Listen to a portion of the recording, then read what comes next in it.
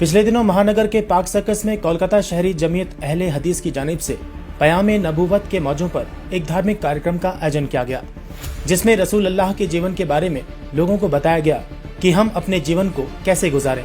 इस कार्यक्रम में हाजी उमरी हैदराबाद, शेख बसीर, जाफर हसन मदनी वगैरह कई उलेमा करम उपस्थित थे। ये इस कॉन्फ्रेंस के ज़रिए से बुनियादी पैगाम ये है कि हमारे नबी सल्लल्लाहु अलैहि वसल्लम की तालीमात बहुत ही प्यार भरी तालीमात हैं। हम चाहते हैं कि सोसाइटी, माहौल और इलाके में अमन, सुकून, शांति पैदा हो और समाज बेहतर हो। एक दूसरे की जिम्मेदारियों को हम समझें, तो उन्हीं जिम्मेदारियों के बारे में बताया जा रहा है कि ये जो है ना, पीस, प्रॉस्पेरिटी और हारमोनी किस तरह से माहौल और सोसाइटी में आ सकती है। तो इसमें हम अपनी जिम्मेदारियों को समझें, ये नहीं कि हम सिर्फ दूसरों के ऊपर डाल दें, बल्कि हमारी जो जिम्मेदारियां हैं, हर इंडिविजुअल को चाहिए कि वो जिम्मेदारी समझे और खैर और अच्छे कामों में एक दूसरे का साथ दे। जैसे हमारी मुख्तलिफ जो जिम्मेदारियां हैं, उसमें से शौहर की बीवी के हवाले से और बीवी की शौहर के हवाले से ये इस्तेहसाल और एक्सप्लॉयटेशन की बात नहीं है, बल्कि एक दूसरे की जिम्मेदारी है। वरना डाउरी केस जो इंडियन कानून बनाया गया है, ये इसीलिए बनाया गया कि औरतों पर होने वाले जुल्म को रोका जाए। हमारे नबी सल्लल्लाहु अलैहि वसल्लम ने जो तालीमात दी, उस पर कोई अमल करे तो वो जुल्म कर ही नहीं सकता। इसी तरह माँ बाप वर्सेस औलाद, दोनों की कुछ जिम्मेदारियां हैं। माँ बाप का एहतराम, उनकी इज़्ज़त, ये औलाद के लिए बहुत ज़रूरी है। मगर माँ बाप के लिए भी ये ज़रूरी है कि वो औलाद की तरबियत के लिए जितना बेहतर वो इंतज़ाम कर सकते हैं, मतलब उनके तालीम के लिए, उनके अपब्रिंगिंग के लिए, उनकी तरबियत के लिए, उसमें वो ख़र्च भी करना चाहें तो ज़्यादा से ज़्यादा फ़ायदा होगा। देखिए, शादी भी अगर हम इस्लामी तरीक़े से करेंगे तो शादी रहमत का एक ज़रिया बनेगी और ये एक नया चैप्टर है दुल्हा और दुल्हन दोनों की ज़िंदगियों में। नया चैप्टर कर्ज़, बोझ और बर्डन के ज़रिए से शुरू किया जाए, दोनों के लिए तकलीफ़ दे है। इसके बजाय अगर सिंपल तरीक़े से शादी की जाए तो उसके अंदर दोनों के लिए खैर और बरकत होगी। वो पैसा जो फजूल चीज़ों में ख़र्च किया जाता है, या शोविंग ऑफ या दिखावा, जिसके लिए बाज़ औक़ात क़र्ज़ तक लेना पड़ता है, उसके बजाय अगर सीधी सादी रखें और अगर कुछ पैसा है तो वो नई दुल्हन या दुल्हन को उनके फ्यूचर के लिए लगाएं तो उसका ज़्यादा फ़ायदा होगा। देखिए, हिंदुस्तान को उसके लिए बहुत ज़्यादा बेहतर और अच्छा ये है कि जैसे इस वक्त मल्टी कल्चरल सोसाइटी है और हिंदुस्तान की जो है बहुत जगहों पर मिसाल दी जाती है। इसी सोसाइटी और ये ब्यूटी जो है वो उसके अंदर बाकी रहना चाहिए। उसके अंदर मुख्तलिफ़ किस्म के लोग हैं, उनके मुख्तलिफ़ नज़रियात हैं और वो सारे नज़रियात रखने वाले अगर रहें मिलजुल कर तो भाईचारे की फ़िज़ा में, तो उसका ज़्यादा फ़ायदा होगा। वरना जो लोग एक्सट्रीमिज़म वग़ैरह की बातें करते हैं या रेडिकलिज़म की बातें करते हैं, सबके लिए नुकसानदेह है वो। देखिए, जो नफ़रत फैलाना चाहते हैं वो इस तरह समझ लीजिए कि हम दूसरों के रास्ते में कांटे बिछा रहे हैं और हम ये समझते हैं कि कांटे बिछाकर फूल निकालेंगे। तो कांटों से फूल नहीं पैदा होंगे, कांटों से कांटे ही पैदा होंगे। इसके लिए आपको चाहिए कि मोहब्बत की फ़िज़ा को आम करें।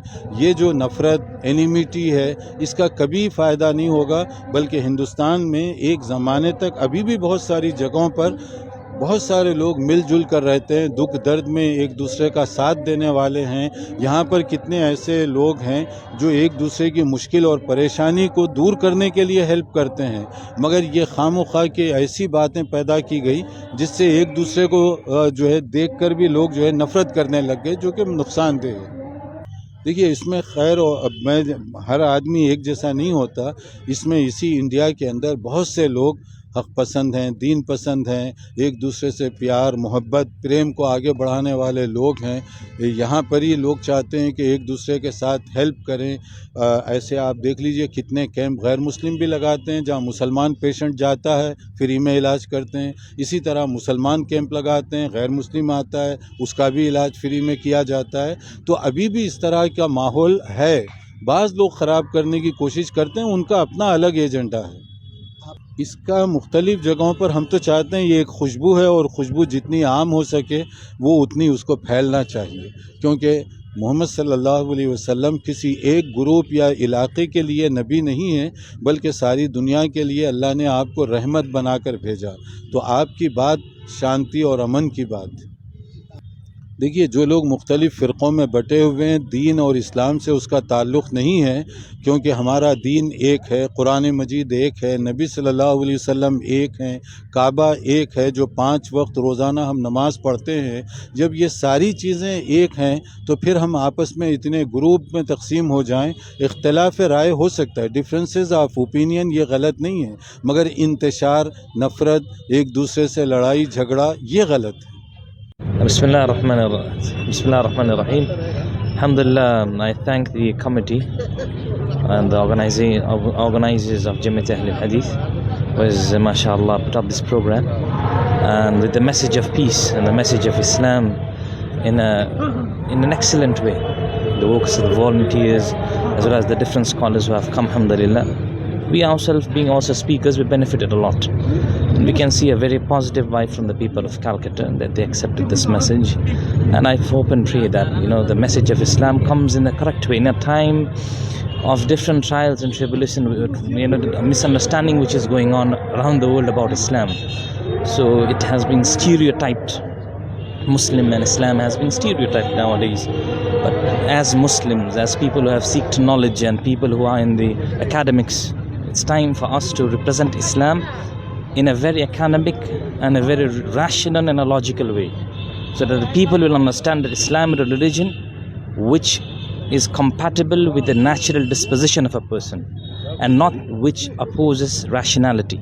Islam is something, and we need to tell the people, see, this is the deen and the way of life which has been divinely inspired by God upon the prophets of different times, and we believe in all of the prophets, including Jesus, and the last and final messenger being Muhammad sallallahu alaihi wasallam, and the message of peace and justice and the oneness in the unity that we believe, that is Tawheed, and we only worship and go back to Allah Azza wa Jal, is what the people need to understand and come back to, inshallah. دیکھیے ہمارا جو پیام نبوت conference تھا، اس میں بہت سارے topics پہ بات ہوئی ہیں، جس میں بیسک کچھ باتیں یہ رہی کہ پہلی چیز تو یہ ہے کہ ہمارے اشفاق سلفی صاحب نے اپنی اسپیچ میں اس بات کو کہا کہ سرکار کی پالیسیوں کا ورودھ ہو سکتا ہے، سرکار کا ورودھ نہیں کرنا چاہیے۔ اگر سرکار کوئی اچھا کام کرتی ہے تو اس کو سپورٹ کرنا چاہیے۔ یہ قرآن میں بھی اللہ تعالیٰ نے کہا ہے کہ تعاونوا علی البر والتقوی، اچھے کاموں میں سپورٹ کرو، اور کوئی اگر غلط کام کرتا ہے اس کو سپورٹ نہ کرو۔ تو ایک جو مینٹلٹی اس ہندوستان میں اور بہت سارے دیشوں میں بنی ہے کہ سرکار کا ورودھ کرنا، سرکار کا نہیں ورودھ کرنا چاہیے، سرکار کے نیتیوں کا ورودھ کرنا چاہیے۔ جیسے ہمارے یہاں پہ ابھی معیشت یعنی اکنامی پر فوکس کرنے کے بجائے لوگ کیا کہتے ہیں، دھارمک طرف جا رہے ہیں۔ تو ہندوستان کو آج چاہیے کہ وہ اکنامی کی طرف فوکس کرے، نہ کہ دھارمک چیزوں کی طرف جائے۔ ابھی دیکھیے کہ ابھی ریزرو بینک کے گورنر نے خود ہی کہہ دیا ہے کہ بہت بڑا مندی آنے والا ہے، تو لوگ کو اس کو ایڈریس کرنا چاہیے، دوسری چیزوں کو ایڈریس کرنے کی ضرورت نہیں ہے۔ سرکار کا کام ہے، سیکولر ملک ہے، دھرم پھیلانا دھارمک گروؤں کا کام ہے، پولیٹیکل پارٹیز کا یا کیا کہتے ہیں پولیٹیکل ایشوز کا نہیں ہے۔ دوسری بات، ابھی جیسے ہمارے شیخ نے ایک اور بات بتائی کہ اللہ کے رسول کے زمانے میں رسول اللہ صلی اللہ علیہ وسلم نے فرمایا کہ اگر کوئی غیر مسلم ایک ایسا ایگریمنٹ لاتا ہے کہ جو سماج کے کام کے لیے آتا ہے تو میں اس کا ایک ممبر بننا چاہتا ہوں۔ تو اس سے یہ سمجھ آتا ہے اسلام غیر مسلموں کے ساتھ مل کر سماج کی بھلائی کی پیغام دیتا ہے۔ اسلام یہ نہیں کہتا ہے کوئی غیر مسلم اچھا کام کرتا ہے تو اس سے دشمنی کرو، نہیں، بلکہ اسلام کہتا ہے غیر مسلم اچھا کام کرتا ہے اس کو سپورٹ کرو، اس کی مخالفت مت کرو۔ تو یہ ہمارے بہت سارے ڈفرینس ٹاپکس پہ بات ہوئی، جس میں سے ایک چیز یہ بھی تھی کہ آدمی ایک دوسرے کا احترام کرے، اچھے کاموں میں ساتھ دے، برے کاموں میں ایک دوسرے سے دور رہے، برے کاموں کو ورودھ کرنا یہ تو ہمارا فنڈامنٹل رائٹ اور فنڈامنٹل ڈیوٹیز میں آتا ہے۔